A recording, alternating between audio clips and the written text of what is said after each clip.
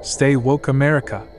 President Joe Biden may just have saved democracy in the United States of America from the existential threat of a supervillain named Donald Trump, aka Homelander, with his patriotic decision to refuse his party's nomination and endorse Vice President Kamala Harris as the Democratic nominee for the next president of this great country. Trump said he wants to be dictator for a day if he returns to the White House. He says, "You're not going to be a dictator, are you?" I said, no, other than day one. But does anyone believe that Homelander would be willing to give up absolute power once he had it? For those that don't know, Homelander is the fictional comic book anti-hero based on the character Superman in a television show called The Boys.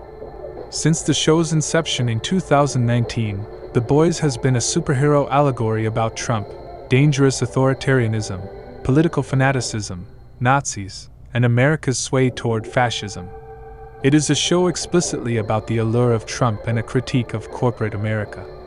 The only thing that was seemingly different in its fourth season was that it skated so close to what's happening in the US now. Homelander, played by Anthony Starr, in an Emmy Award-worthy performance, plays a Superman-like sociopath who functions as the Trump stand-in, was facing a criminal trial and was fanning the flames of a January 6th-like insurrection.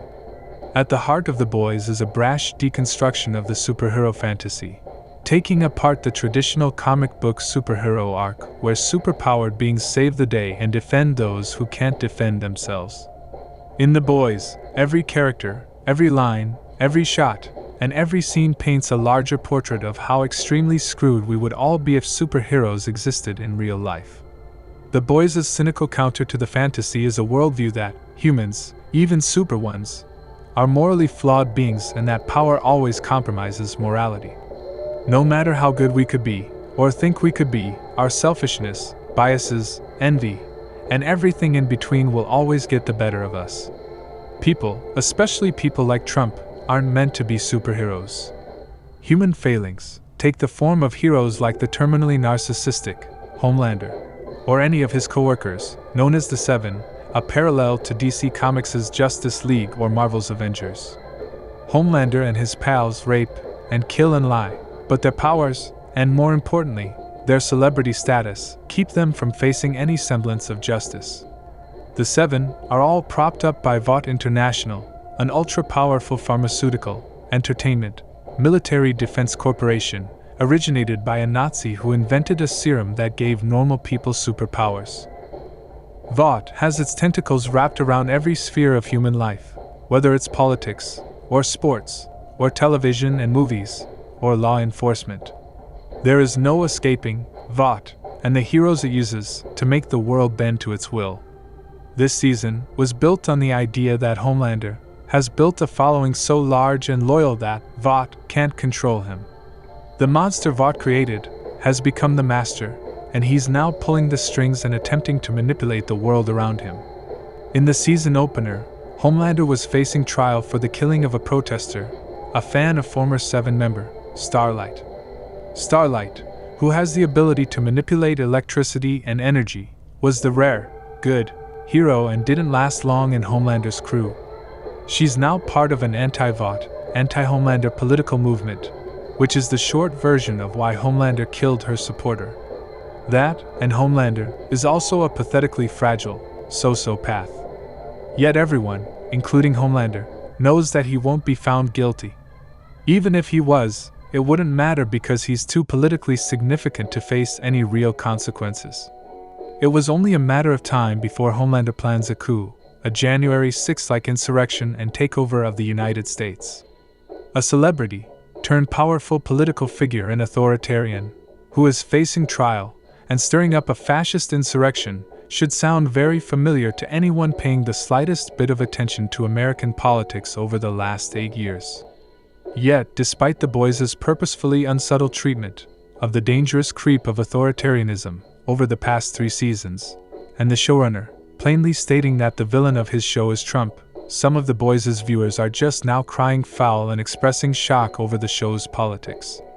That it took 4 seasons of the show for right-wing and conservative-leaning viewers to realize the characters they were championing were liberal spoofs of them is a dynamic that's ripe for jokes about how media literacy is fighting for its life. How long would you let someone make fun of you? What if it took roughly 4 years for you to figure it out? Wouldn't you keep something like that private? Even if fans forgive the boys as superheroes for committing reprehensible acts like the aforementioned rape, killing, and violence, there were still moments that should have made the intent quite clear.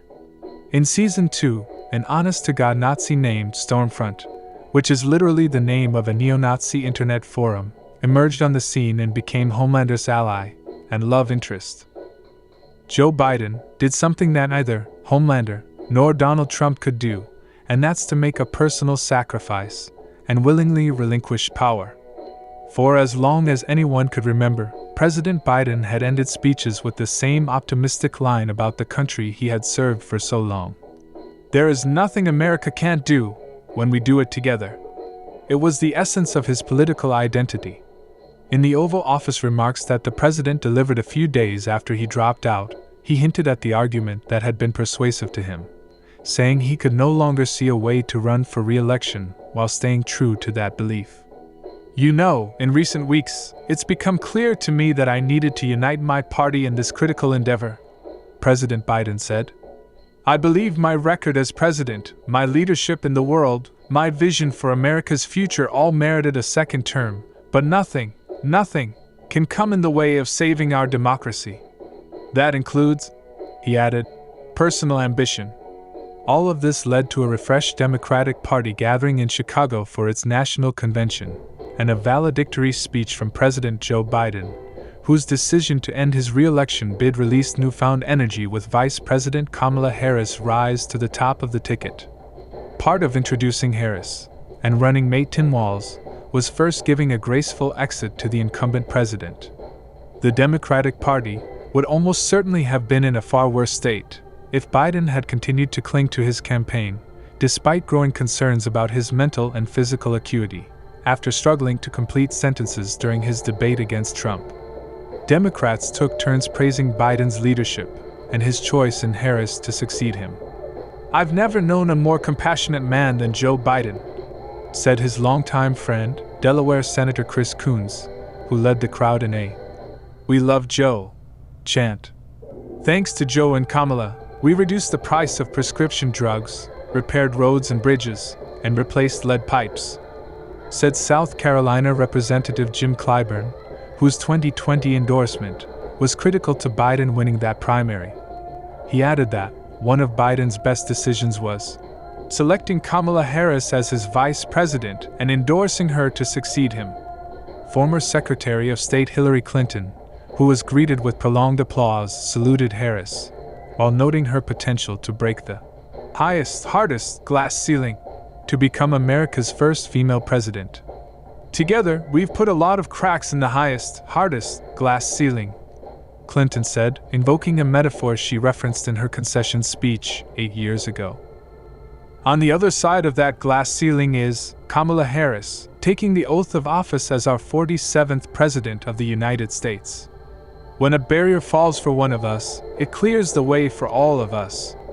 Clinton also saluted Biden for stepping aside, saying, "Now we are writing a new chapter in America's story." If you agree, please like this video, subscribe to the Cartoon News Network, and vote to save our democracy. Wakanda forever.